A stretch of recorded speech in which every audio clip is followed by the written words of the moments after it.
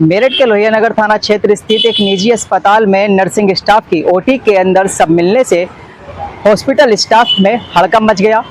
नेहा की मौत की खबर मिलते ही परिजन हॉस्पिटल पहुंचे और जमकर हंगामा किया। सूचना मिलने के बाद कोतवाली सीओ संग्राम सिंह फोर्स के साथ मौके पर पहुंचे और उन्होंने नेहा के शव को कब्जे में लेकर पोस्टमार्टम के लिए भेज दिया। जब पुलिस नेहा के शव के पास पहुंची तो वहां एक सुसाइड नोट भी मिला। तो जब सुसाइड नोट उनके परिवार को दिखाया तो उन्होंने साफ इनकार कर दिया कि ये राइटिंग नेहा की नहीं है। और नेहा का भाई का आरोप है कि जो नेहा के साथ काम करने वाले सुरेश और फरहान है, उन्होंने ही नेहा की हत्या की वारदात को अंजाम दिया है। पुलिस ने जब सीसीटीवी खंगाले तो उसमें फरहान और सुरेश ओटी में आते जाते दिखाई दे रहे हैं। पुलिस ने दोनों को ही हिरासत में लेकर जब सख्ती से पूछताछ की तो उन्होंने इस घटना को कारित करने और करना स्वीकार किया है। पुलिस ने दोनों को ही हिरासत में लेकर न्यायालय में पेश कर जेल भेजने की तैयारी कर रही है। फिलहाल पोस्टमार्टम रिपोर्ट आने के बाद ही साफ हो पाएगा आखिर इस हत्या के पीछे की वजह क्या है। सागर कुशवाहा, मेरठ। बिट्टू कुमार सर, ये मेरी बहन के साथ घटना हुई है जिसका नाम नेहा है। तो ये घटना ऐसा हुई है कि वो हॉस्पिटल में काम करती है एमसीसी में, जो आपको रोड पर स्थित है। तो वहाँ से उसके स्टाफ के किसी बंदे का फ़ोन आता है, जो दोपहर के टाइम फ़ोन आया था तकरीबन 12:37 के आसपास। और वो कहता है कि तुम्हारी बहन ने जहर खा लिया है, आप हॉस्पिटल आ जाइए। और फिर उसके हम 20 मिनट बाद वहाँ हॉस्पिटल गए तो देखा मेरी बहन एक कमरे में सोफे पर पड़ी थी और वहाँ के आसपास के सामान इधर उधर पड़ा था। चूड़ी वूड़ी भी उसके हाथ की टूटी हुई थी। तो वे कहते हैं कि हॉस्पिटल वाले कि उसने जहर खाया है, लेकिन हमें नहीं लगता उसे देख के उसने जहर खाया है। उसके शायद पास से हमें एक लेटर भी मिला है जिस पर लिखा था कि मैं अपनी मर्जी से जहर खा रही हूँ, लेकिन वो राइटिंग उसी की नहीं थी। वो राइटिंग भी किसी और लेटर वहाँ लिख कर उसके पास रखा है। तो हमें संदेह है कि इसकी हत्या की गई है, उन्होंने कोई सुसाइड नहीं की है।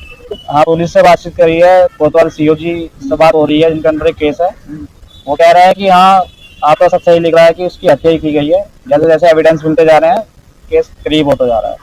वो तो खैर मुझे नहीं पता कि हत्या क्यों किया, लेकिन जो हत्यारा है उसी का स्टाफ है जिसके साथ ही काम करती थी।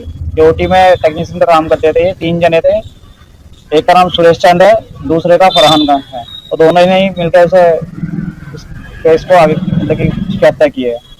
अवगत कराना है कि दिनांक 18 तारीख को लगभग 2 बजे थाना लोहिया नगर में 112 के माध्यम से सूचना प्राप्त होती है कि एमसीसी अस्पताल में काम करने वाली नर्सिंग स्टाफ के द्वारा जहर खाकर सुसाइड कर लिया गया है। इस सूचना पर तत्काल स्थानीय पुलिस, फील्ड यूनिट और मेरे द्वारा घटनास्थल का निरीक्षण किया जाता है। घटनास्थल से एक सुसाइड नोट प्राप्त होता है। मृतका के परिवारजनों से पता लगता है कि मृतका की शादी लगभग 2.5 वर्ष पहले फफूंदा में हुई थी तथा 1 वर्ष पहले किन्हीं कारणवश उसके पति का देहांत हो गया था। मायके और ससुराल पक्ष दोनों के द्वारा बताया गया कि उनके बीच में बहुत अच्छे संबंध है तथा किसी तरह का मनमुटाव नहीं है। साथ ही सुसाइड नोट में जो राइटिंग है वह उन्हें उनकी बेटी की नहीं लग रही है। इस तथ्य पे जब पुलिस आगे जांच करती है तो अस्पताल के सीसीटीवी फुटेज देखने के बाद पता लगता है कि घटना के समय उसके साथ सुरेश और फरहान, जो कि उसी अस्पताल में काम करते हैं, वह भी अंदर जा रहे हैं। कुछ देर बाद सुरेश ग्लव्स पहन के कमरे से बाहर आता है।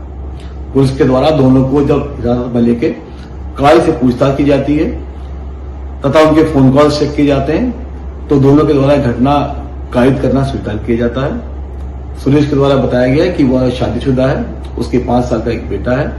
पिछले 7 से 8 महीने पहले उसके साथ उसकी दोस्ती मृतका से हो गई थी।